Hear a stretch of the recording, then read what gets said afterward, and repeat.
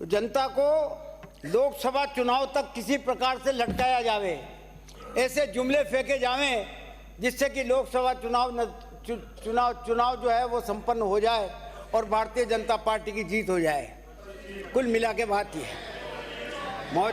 राज्यपाल महोदय से मेरा निवेदन है कि राज्यपाल महोदय से हमारी पूर्ववर्ती सरकार की आलोचना करवाना एक तरह से निरर्थक और निंदनीय है। मैं नहीं मानता इस बात के लिए कि राज्यपाल महोदय को कि इस अभिभाषण को पढ़ने की उनकी सहमति होगी।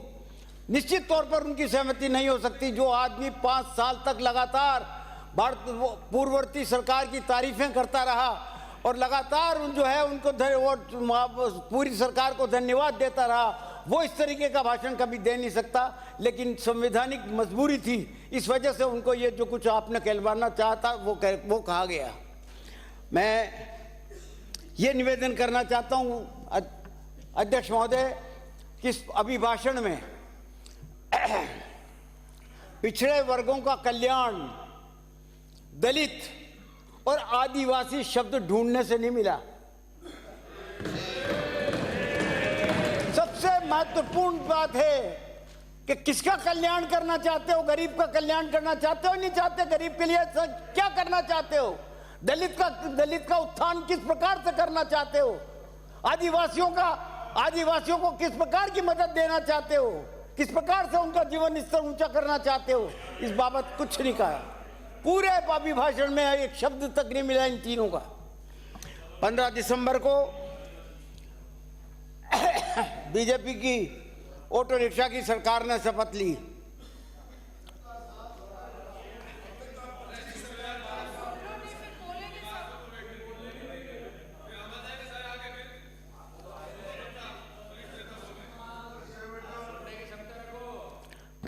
पंद्रह दिसंबर को बीजेपी की ऑटो रिक्शा की सरकार ने शपथ ली। आगे का पहिया मुख्यमंत्री जी और पीछे के 2 पहिए दोनों उप मुख्यमंत्री। और ड्राइवर की सीट पे कौन बैठा हुआ है? हर स्टेट में, राजस्थान की नहीं, तीनों स्टेट में मोदी जी बैठे हुए हैं ड्राइवर की सीट पे।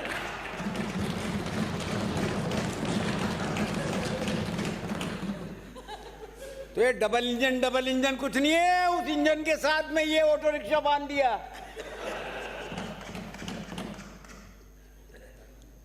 पैरा 12 में आपने लिखा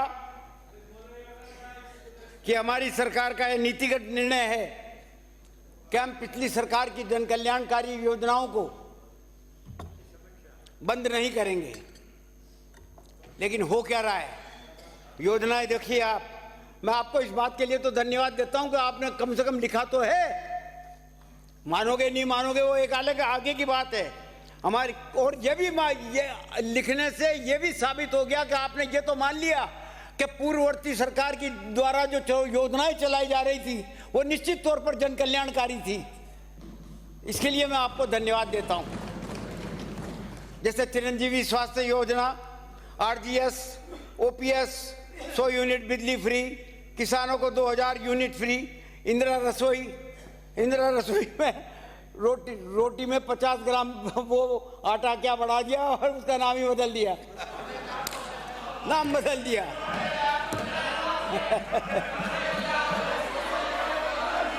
अरे याद करिए जब आपके टाइम पे अन्नपूर्णा चालू करी थी आपने, तो भरी धूप में क्यों लगती थी यूं और खड़े खड़े खाना पड़ता था। हमने बाकायदा एक रेस्टोरेंट होता है उस तरीके से स्ट्रक्चर बना करके कूलर की हवा में बिठा करके खाना खिलाया है।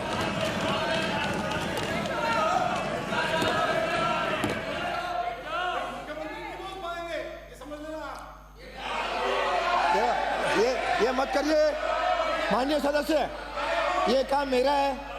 आप नहीं बोलने दोगे तो आप माननीय सदस्य, अरे फिर आपके इनको भी नहीं बोलने देंगे, सब मत बोलो। तो आप बोलिए, प्रशासन शहरों की ओर चलाया, अरे बैठिए, गांव की ओर चलाया। माननीय सदस्य बैठो, कुलदीप जी बैठो। प्रशासन शहरों की, बैठे, टाइम बहुत कम है, बैठो। अब अध्यक्ष जी ये मेरा टाइम खराब कर रहे हैं। आपका तो टाइम हो रहा है, जल्दी बोल लीजिए। नहीं हो कह रहा है, जो बोलना है बोलिए टाइम ना। का खराब हो रहा है ये। आप बोलते रहिए, आप बोलते रहिए। हाँ, आप प्रशासन भाई शहरों साले- की ओर और गांव की ओर चला मिनट करके बाकी है। हमने 501 रुपए में पट्टा दिया। 10.25 लाख पट्टे शहरों में बटे हैं, 10.25 लाख, और 10 लाख से भी ज्यादा पट्टे गांव में बटे हैं। उस योजना को बंद कर दिया। आज भी 1 लाख पट्टा जो है विभिन्न नगर पालिकाओं के पास पेंडिंग पड़ा हुआ है, लेकिन वो बंटवाया नहीं जा रहा। महिलाओं को स्कूटी दी, 500 रुपए का सिलेंडर, बहुत सारी योजनाएं थी। न्यूनतम आय गारंटी योजना कानून बनाया, 150 दिन का रोजगार, राइट टू हेल्थ बना करके स्वास्थ्य का अधिकार दिया, निःशुल्क दवा योजना, अस्पतालों में फ्री इलाज, बिजली दवाइयां नहीं मिल रही अस्पतालों में, यह हाल हो गया। मुख्यमंत्री जी से निवेदन मेरा है, गर्ग साहब वो मुख्यमंत्री जी आए तो उनको याद दिलाना कि इस बात का जवाब कम से कम अपनी उसमें देवे, अपनी स्पीच में देवे कि किन किन जन कल्याणकारी योजनाओं को वो बंद करना चाहते हैं और चलाना चाहते हैं, तो बदल करके किस तरीके से चला चाहते हैं। क्योंकि नाम बदलने में तो आप जैसे नीतीश कुमार कुर्सी बदलने में मास्टर है, वैसे ही नाम बदलने में भारतीय जनता पार्टी मास्टर है।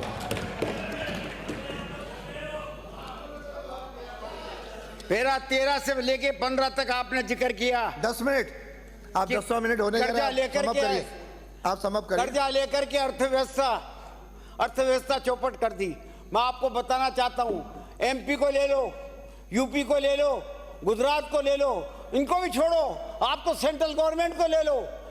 आजादी के बाद कुल मिलाकर के 65 सालों में कांग्रेस के टाइम पर सिर्फ 55 लाख करोड़ रुपए का कर्जा लिया था, लेकिन आपने 10 साल के अंदर 2014 से लेकर के और आज तक 14 लेकर के 155 लाख करोड़ रुपए का कर्जा लिया, और कुल मिलाकर के भारत की जनता पर 205 लाख करोड़ रुपए का कर्जा जो है लाद दिया। हर व्यक्ति 1 लाख रुपए के नीचे है, आज 1 लाख रुपए का कर्जा नीचे है।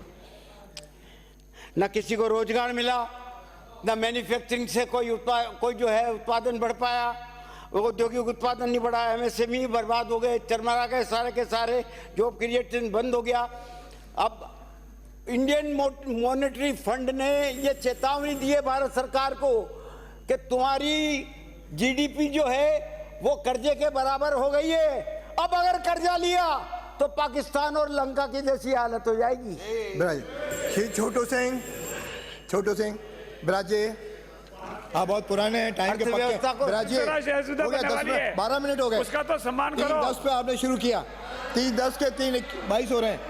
मेरे को सभी सदस्यों को बुलवाना। अभी तो मैं चालू किया है, हो गया माननीय छोटू सिंह, अभी तो चालू किया है, हो गया 10 मिनट। ये क्या व्यवहार है आपका? 12 मिनट हो गए माननीय सदस्य। अभी भाषण में माननीय सदस्यों ने अपना मत व्यक्त किया। काट दिया मैंने। अर्थव्यवस्था